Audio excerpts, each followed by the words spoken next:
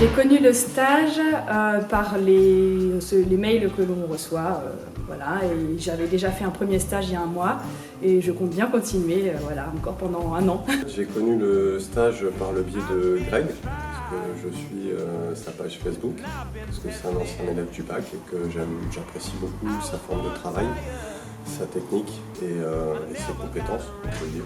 En fait, c'est faire les passages à blanc, pratiquer avec les gens d'autres clubs, d'autres sensibilités et puis avoir le retour du jury.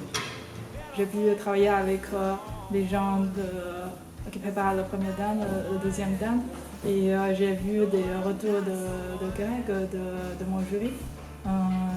En plus, Greg il connaît bien les jurys et il connaît les différentes attaques, différentes formes d'attaque. Donc, ça nous permet de ne pas être surpris au jour de l'examen. Je trouve intéressant justement la spécificité d'avoir la vidéo pour pouvoir par la suite en fait se voir, pour pouvoir corriger, voir un petit peu les détails, comment on était placé.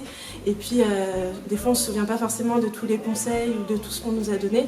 Donc pour pouvoir le retravailler en cours derrière, c'est intéressant justement d'avoir cet outil-là en plus. Le but, c'est d'avoir la possibilité de travailler avec des gradés et de me mettre en condition devant un jury.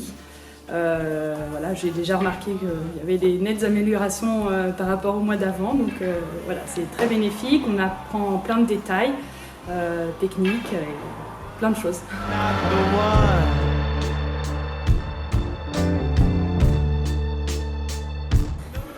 J'aime bien l'ambiance. Le fait de pouvoir passer et d'avoir derrière des remarques constructives en fait. Il y a des fois des prépas où on ressort, on est démotivé, mais là je trouve qu'il y a vraiment une bonne ambiance et ça nous pousse pour aller derrière, pour pratiquer, avoir des conseils, se remettre en question sur certains points, parce qu'il y a à la fois des axes de travail et des axes d'amélioration, mais dans un bon esprit, et la manière de faire passer les messages, je trouve, est bien intéressante et bien faite. Donc là je suis revenu au troisième parce que ça fait du bien de, je dirais pas bachoter parce que c'est un peu mieux que du bachotage quand même. Il met plein de choses en place, il met des ateliers, il y a un thème à chaque fois. Là par exemple aujourd'hui c'était Tanto Dori, donc c'est vraiment bien. En plus du passage blanc et du débrief qu'on a après avec les jurés, il y a aussi la mise en application pour des techniques bien précises. Et puis surtout c'est les commentaires, les remarques qui sont vraiment constructives. C'est pas juste bon ça c'était pas bon, ça va pas, etc. Il explique, c'est pas vraiment un jugement de valeur, c'est plutôt constructif pour la réalisation de la technique.